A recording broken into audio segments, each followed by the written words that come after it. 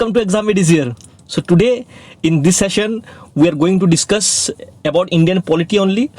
और ये जो है आज का ये क्लास नंबर 2 है। और जैसे प्रीवियस क्लास अगर जिसने देखा होगा उनको पता होगा कि मैंने क्या क्या डिस्कस किया हुआ है प्रीवियस क्लास में। और जो लोग अभी नए व्यूअर्स हैं उनको भी बोलना चाहूँगा कि आप इस सेशन को देखने से पहले इसका जो प्रीवियस वीडियो है उसको आप देख लीजिए, ताकि आपको जो है स्टेप बाय स्टेप आपको सब चीज़ क्लियर रहे, ठीक है। और उसका जो डिस्क्रिप्शन बॉक्स में मैंने उसका लिंक दे दिया है और आप आई लिंक पे भी उस पर देख सकते हो, ठीक है। नाउ इन टूडेज क्लास हम लोग क्या देखने वाले हैं, we will discuss about working of the constituent assembly, right.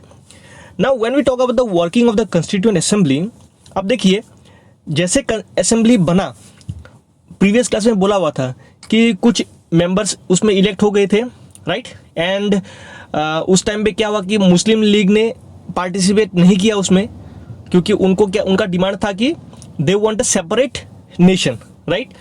अब देखिए इसमें पहला पॉइंट अगर हम लोग देखें, the first point is the constituent assembly held it's first meeting on 9 दिसंबर 1946। पहले तो आपको ये वाला पॉइंट एक याद रखना है, बिकॉज कि एक तो आपको याद रखना कि 9 दिसंबर 1946 को कंस्टिट्यूएंट असेंबली का फर्स्ट मीटिंग हुआ था। Now the second point is Muslim League boycotted the meeting and insisted on a separate state of Pakistan. So आपको ये मैंने ऑलरेडी बता दिया है कि मुस्लिम लीग ने उसको प्रोटेस्ट किया और उन्होंने बोला कि नहीं, हम लोग जो है इसका पार्ट नहीं बनेंगे, because we want a separate nation. Now third point is the meeting was thus attended by only 211 members. तो 211 मेंबर्स ने ही इस पे पार्टिसिपेट किया, राइट। लेकिन कंस्टिट्यूएंट असेंबली के मेंबर्स कितने थे टोटल इट वाज 389 मेंबर्स, लेकिन उसमें से सिर्फ 211 लोगों ने ही इसको अटेंड किया। ये भी क्वेश्चन आपको पूछ सकता है। Now one of the most important point जो कि एग्जाम में पूछता है, ये है, आपको देखिए मैंने हाईलाइट करके रखा हुआ है, doctor Sachchidananda Sinha the oldest member was elected as the temporary president of the assembly following the French practice.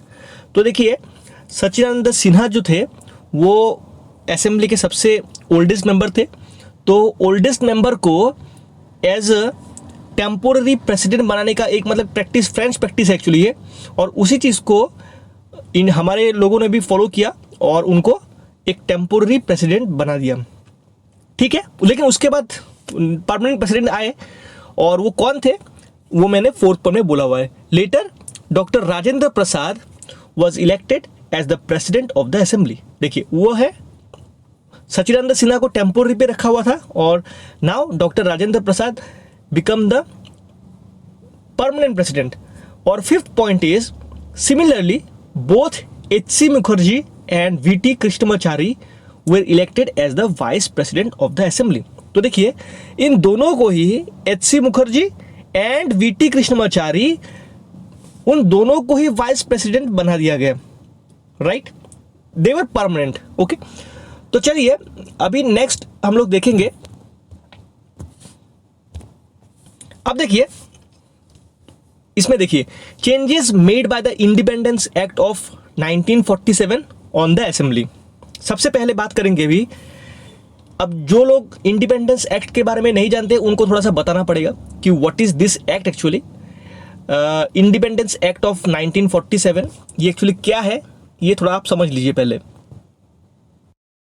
तो एक्चुअली क्या हुआ था, ऑन February 20, 1947 उस टाइम पे जो ब्रिटिश प्राइम मिनिस्टर थे, दैट इज क्लीमेंट एटली, वो ब्रिटिश प्राइम मिनिस्टर थे, और उन्होंने एक डिक्लेरेशन किया कि जो ब्रिटिश रूल है इंडिया में वो एंड हो जाएगा। कब तक एंड होगा? 30 जून 1948, ठीक है। तो ध्यान रखिए 20 फरवरी 1947 को ब्रिटिश पीएम ने ये डिक्लेयर किया कि 30 जून 1948 तक क्या हो जाएगा, the British rule would and in India.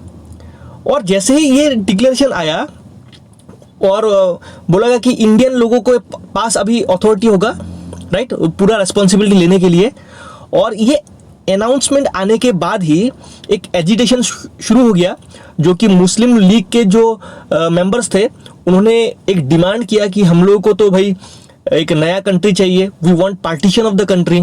और इसी से क्या हुआ ना, फिर अगेन जून 3 मतलब 1947 को, ओके, तो फरवरी 20 को ब्रिटिश पीएम ने डिक्लेयर किया, और उसी साल जून 3 1947 को जो ब्रिटिश गवर्नमेंट है उन्होंने ये क्लियर कर दिया कि जो कॉन्स्टिट्यूशन होगा ना, that any constitution framed by the Constituent Assembly of India cannot apply to those parts of the country which were unwilling to accept it. तो उन्होंने ये क्लियर कर दिया कि जो लोग अपोज कर रहे हैं कि नहीं हम लोगों को तो कुछ दूसरा नेशन चाहिए, तो उस जगह पे जो कॉन्स्टिट्यूशन मतलब फ्रेम होगा उधर वो एप्लीकेबल नहीं होगा। ये मतलब ये एक अनाउंसमेंट फिर से आया ब्रिटिश गवर्नमेंट की तरफ से, ठीक है। तो ये जैसे ही आया और ऑन द सेम डे क्या हुआ कि Lord Mountbatten the viceroy of India put forth the partition plan known as the Mountbatten plan, और उसी दिन जून 3 को ही लॉर्ड माउंटबेटन जो कि उस टाइम के वाइसरॉय थे इंडिया में, और उन्होंने एक पार्टीशन का प्लान रख दिया जिसको हम लोग बोलते हैं माउंटबेटन प्लान। आपको ये भी याद रखना है, ठीक है। और इस प्लान को, माउंटबेटन प्लान को कांग्रेस ने भी एक्सेप्ट किया और मुस्लिम लीग ने भी एक्सेप्ट किया, ठीक है। तो और इसको इमीडिएट एक इफेक्ट में इसको लाया गया। तो ये हो गया था independence act of 1947।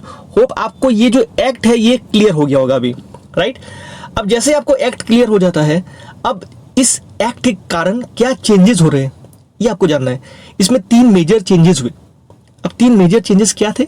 First change, the assembly was made a fully sovereign body which could frame any constitution it pleased.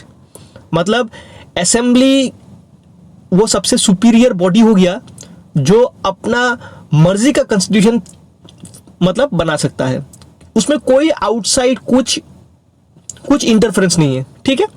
Now the second point is the assembly became a legislative body. तो assembly को legislative body भी बना दिया गया। अगर बोले that is, इसका मतलब ये है कि 2 separate functions were assigned to the assembly, that is making of a constitution for free India and enacting ordinary laws for the country. तो असेंबली को एक लेजिस्लेटिव बॉडी बना दिया गया जिसका मतलब ये था कि ये 2 सेपरेट फंक्शन करेगा। सेपरेट फंक्शन क्या होगा? एक तो वो कॉन्स्टिट्यूशन भी बनाएगा फ्री इंडिया के लिए और साथ ही में ऑर्डिनरी लॉज भी बनाएगा फॉर द कंट्री, ठीक है। तो ये आपको ये वेरी इंपॉर्टेंट पॉइंट था, ठीक है। बहुतों को इसका पता नहीं होता है। अब एक नोट में भी मैंने एक चीज दिया हुआ है जिसमें कि whenever the assembly met as the constituent body it was chaired by doctor Rajendra Prasad. तो जब constituent assembly it was meeting as a constituent body, वो कौन चेयर करता था? चेयरमैन तब होते थे doctor Rajendra Prasad. And when the assembly met as legislative body it was chaired by जीवी मवलंकर। ये आपको याद रखना है, राइट। चलिए अब थर्ड हम लोग नेक्स्ट देखेंगे। जो थर्ड पॉइंट है, this is very important. Third change क्या हुआ? थर्ड चेंज ये था कि the Muslim league members hailing from the areas included in the Pakistan withdrew from the constituent assembly for free India. तो मुस्लिम लीग के जो मेंबर्स थे उन्होंने इंडिया का जो वो कॉन्स्टिट्यूएंट असेंबली था उधर से उन्होंने विड्रॉ कर लिया क्योंकि उनको तो सेपरेट स्टेट चाहिए, राइट। अब देखिए मैंने नीचे ये एक कन्फिगरेशन दिया हुआ है। इसका मतलब क्या है कि आपको मैंने प्रीवियस जो क्लास था इसमें बताया था कि एक्चुअली जो कॉन्स्टिट्यूएंट असेंबली के मेंबर कितने थे? 389 थे, राइट। ओरिजिनली इतने मेंबर्स थे, लेकिन अभी क्या हुआ ना, ये लेटर स्टेज पे घट के क्या हो गया, दिस केम टू 299। ये 299 मेंबर्स इसमें बन गए, राइट। और जैसे ही एक टोटल मेंबरशिप में कम हो गया ना, सेम वे इसका नीचे जो आपका मैंने पार्टीशन करके रखा हुआ है दैट इज पार्टली इलेक्टेड और पार्टली नॉमिनेटेड। इसमें पार्टली इलेक्टेड क्या था? Partly elected was those areas which were previously British ruled, right. अभी पार्टली नॉमिनेटेड थे जो प्रिंसली स्टेट्स आते थे, राइट। तो इन दोनों में भी चेंजेस हुए। अब पार्टली जो elected area that is the formally क्या था, ये ब्रिटिश प्रोविंस जो कहलाते थे, उसमें ये 296 से ये कम होके घटके कितना आ गया, दिस बिकेम 229। ये आपको याद रखना है। मतलब 296 से वो 229 हो गया। और ये जो पार्टली नॉमिनेटेड का पोर्शन था जिसमें ओरिजिनली 93 मेंबर्स थे, ये 93 मेंबर्स से ये लेटर स्टेज में आके 70 हो गया। मतलब आफ्टर इंडिपेंडेंस एक्ट ऑफ 1947 के बाद ये चेंजेस हो गए, राइट। तो ये चेंज आपको केयरफुली याद रखना है, इसलिए मैंने जो प्रीवियस इसमें जो सीट्स थे उसको भी दिखा दिया है और अभी करंटली कितने हो गए वो दिखा दिया है, ठीक है। तो होप गाइज आपको अच्छा लगा होगा and you are clear with the concept. तो आज के लिए इतना ही है। Thank you for joining with me. और जो नए व्यूअर्स है उनसे बोलूंगा अगर अभी तक सब्सक्राइब नहीं किया चैनल को तो सब्सक्राइब कर लीजिए, मैं और भी क्लासेस लेके आने वाला हूँ। So thank you for watching.